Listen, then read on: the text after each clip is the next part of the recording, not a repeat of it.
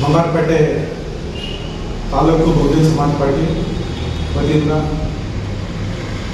ಅಂಬೇಡ್ಕರ್ ಭವನದಲ್ಲಿ ಛತ್ರಪತಿ ಶಾಮರಾಜರ ಮೀಸಲಾತಿ ದಿವಸವನ್ನು ಅಂಗವಾಗಿ ಇವತ್ತು ನಮ್ಮ ಜಿಲ್ಲೆಯಲ್ಲಿ ನಾನು ಎಸ್ ವಿ ಸುರೇಶ್, ರಾಜ್ಯ ಪ್ರಧಾನ ಕಾರ್ಯದರ್ಶಿಗಳು ಮತ್ತು ಬೆಂಗಳೂರು ವಲಯ ಉಸ್ತುವಾರಿಗಳಾದಂಥ ನಾನು ಮತ್ತು ರಾಜ್ಯ ಕಾರ್ಯಕಾರಿಣಿ ಸಮಿತಿಯ ಸದಸ್ಯರಾದಂಥ ವೈ ಮುನ್ರಾಜ್ ಅವರೇ, ಮತ್ತೊಬ್ಬ ರಾಜ್ಯ ಕಾರ್ಯಕಾರಿಣಿ ಸದಸ್ಯರಾದಂತಹ ಅಮಿತಿರೆಡ್ಡಿ ಕೃಷ್ಣಪ್ಪ ಅವರೇ, ಮತ್ತು ಜಿಲ್ಲಾ ಅಧ್ಯಕ್ಷರಾದಂತಹ ಶ್ರೀಧರ ಮೂರ್ತಿ ಅವರೇ, ಮತ್ತು ಜಿಲ್ಲಾ ಉಪಾಧ್ಯಕ್ಷರಾದಂತಹ ರಮಣ ಕುಮಾರ್ ಅವರೇ, ಹಾಗೂ ತಾಲೂಕು ಅಧ್ಯಕ್ಷರಾದಂತಹ ನಮ್ಮ ಪವನ್ ಅವರೇ, ಹಾಗೂ ಇದೇ ನನ್ನ ಎಲ್ಲ ಕಾರ್ಯಕರ್ತರು.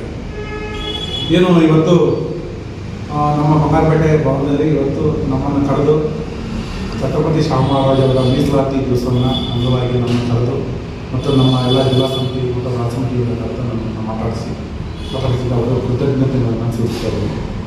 ಛತ್ರಪತಿ ಶಾಮರಾಜ್ ಅವರು 1902ರಲ್ಲಿ ಶೂದ್ರಾತಿ ಶೂದ್ರರಿಗೆ ಈ ದೇಶದಲ್ಲಿ 50% ರಿಸರ್ವೇಷನ್ನ ಮೀಸಲಾತಿಯನ್ನು ನೀಡತಕ್ಕಂಥ ಮಹಾನ್ ಸಾಮಾಜಿಕ ಹೋರಾಟಗಾರ ಅಂತ ನಾನು ಈ ಸಂದರ್ಭದಲ್ಲಿ ಹೇಳಲಿಕ್ಕೆ ಇಷ್ಟಪಡ್ತೀನಿ. ಆ ಒಂದು ಕಾರ್ಯಕ್ರಮ ಭಾಳ ಅದ್ದೂರಿಯಾಗಿ ಹೆಚ್ಚು ಜನ ಸೇರಿಕೊಂಡು ಈ ತಾಲೂಕಿನ ಭಾಗದಲ್ಲಿ ಜಿಲ್ಲಾ ಮಟ್ಟದ ಒಂದು ಕಾರ್ಯಕ್ರಮವನ್ನು ಹಮ್ಮಿಕೊಳ್ಳಲಾಗಿತ್ತು. ಈ ಸಭೆಗೆ ಇಷ್ಟೆಲ್ಲ ನಾಯಕರು ಬಂದು ಸೇರೋದಕ್ಕೆ ನಾನು ಕೃತಜ್ಞತೆಯನ್ನು ಸಲ್ಲಿಸ್ತೀನಿ. ಮತ್ತು ಏನು ಈ ಛತ್ರಪತಿ ಶಾಮರಾಜ್ ಅವರು 50% ರಿಸರ್ವೇಷನ್ನ ಕೊಟ್ಟಾಗ ಇದೇ ಸ್ವತಂತ್ರ ಚಳವಳಿ ಹೋರಾಟಗಾರರಾದಂತಹ ಬಾಲಗಂಗಾಧರ ತಿಲಕ್ ಅವರು ಈ ಒಂದು 50% ರಿಸರ್ವೇಷನ್ನ ಇದನ್ನು ವಿರೋಧ ಮಾಡಿರ್ತಕ್ಕಂಥ ವ್ಯಕ್ತಿ. ಅದೇ ರೀತಿಯಲ್ಲಿ ಛತ್ರಪತಿ ಶಾಮರಾಜ್ ಅವರು ಅದನ್ನು 50% ರಿಸರ್ವೇಷನ್ ಯಾಕೆ ನಾವು ಕೊಟ್ಟರೆ ಅಂತೇಳಿ ಸುಮಾರು ಒಂದು ದೂರದಲ್ಲಿ ಒಂದು ಕುದುರೆ ಇರ್ತಕ್ಕಂಥ ಒಂದು ಫಾರ್ಮ್ ಕರ್ಕೊಂಡು ಹೋಗ್ತಾರೆ. ಫಾರ್ಮಲ್ಲಿ ಯಾಕೆ ಸುಮಾರು ಕುದುರೆಗಳಿರ್ತದೆ, ಸ್ವಲ್ಪ ಹುಲ್ಲನ್ನು ತಗೊಂಡೋಗಿ ಅಲ್ಲಿ ಹಾಕ್ತಾರೆ. ಆಗ ಸುಮಾರು ಕುದುರೆಗಳು ಬಂದು ತಿನ್ನಕ್ಕೆ ಬರ್ತವೆ. ಈ ಬಲ್ಲಾಟ ಕುದುರೆಗಳು ಮಾತ್ರ ಅಲ್ಲಿ ತಿಂತವೆ. ಇನ್ನು ಈ ವೀಕ್ ಇರ್ತಕ್ಕಂಥ ಕುದುರೆಗಳು ತಿನ್ನೋಕ್ಕಾಗಲ್ಲ. ಅದಕ್ಕೆ ಅವಾಗ ತೋರಿಸ್ತಾರೆ. ಇದಿದೆ ಎಕ್ಸಾಂಪಲ್ಲು. ಇವತ್ತು ಮೀಸಲಾತಿ ಯಾಕೆ ಕೊಡಬೇಕಾಗಿದೆ ಅಂದರೆ ವೀಕರ್ ಇರ್ತಕ್ಕಂಥ ಸೆಕ್ಷನ್ಗೆ ಅವರಿಗೆ ನಾವು ನೀಡಬೇಕಾಗಿರ್ತಕ್ಕಂಥ ಮೀಸಲಾತಿಯನ್ನು ಅಂತ ಹೇಳ್ತಾರೆ. ಮತ್ತು ಅವರು ಕಾಲದಲ್ಲಿ ಅಸ್ಪೃಶ್ಯತೆ ನಿವಾರಣೆ ಕಾಯ್ದೆಯನ್ನು ಜಾರಿಗೆ ತರ್ತಾರೆ, ಮತ್ತು ಮಹಿಳೆಯರಿಗೆ ಸಂರಕ್ಷಣೆ ಕಾಯ್ದೆಯನ್ನು ತರ್ತಾರೆ, ಮತ್ತು ಕಾರ್ಮಿಕ ಕಾಯ್ದೆಗಳನ್ನು ತರ್ತಾರೆ, ಮತ್ತು ಕೃಷಿ ಮತ್ತು ತೋಟಗಾರಿಕೆ ಇಲಾಖೆ ಕಾಯ್ದೆಗಳನ್ನು ತರ್ತಾರೆ. ಹಾಗೆ ಛತ್ರಪತಿ ಶಾಮರಾಜ್ ಅವರು ಇಡೀ ಭಾರತದಲ್ಲಿ ರಾಜರ್ಷಿ ಮಹರ್ಷಿಗಳು ಅಂತೇಳಿ ಅಂತ ರಾಜರ್ಷಿ ಅಂತೇಳಿ ಬ್ರಿಟಿಷರಿಗೆ ಎಲ್ಲರೂ ಬಿರುದನ್ನು ತಗೊಳ್ತಾರೆ. ಮತ್ತು ಇವರ ಸಾಮಾಜಿಕ ಹೋರಾಟಗಾರರು ಅಂತ ಬಿರುದನ್ನು ತಗೊಳ್ತಾರೆ. ಮತ್ತು ಇದನ್ನು 1920ರಲ್ಲಿ ಮಳೆಗಾವದಲ್ಲಿ ಬಾಬಾ ಸಾಹೇಬ್ ಅಂಬೇಡ್ಕರ್ ಅವರನ್ನು ಈ ದೇಶಕ್ಕೆ ಶೂದ್ರರು ಮತ್ತು ಹಿಂದುಳಿದ ವರ್ಗ ಒಂದು ಸಮ್ಮೇಳನದಲ್ಲಿ ಈ ದೇಶವನ್ನು ಮುನ್ನಡೆಸಂಥ ವ್ಯಕ್ತಿ ಬಾಬಾ ಸಾಹೇಬ್ ಅಂಬೇಡ್ಕರ್ ಅವರಂತ ಪರಿಚಯ ಮಾಡ್ತಾರೆ.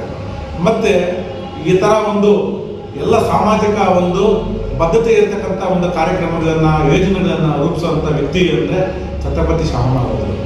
ಅಂಥವರ ಮೀಸಲಾತಿ ದಿವಸವನ್ನು ಇವತ್ತು ನಾವು ಕಾರ್ಯಕ್ರಮವನ್ನು ಹಮ್ಮಿಕೊಂಡಿದ್ದು ಭಾಳ ಅರ್ಥಪೂರ್ಣವಾಗಿದೆ ಅಂತ ನಾನು ಹೇಳಲಿಕ್ಕೆ ನಾನು ಇಷ್ಟಪಡ್ತೀನಿ.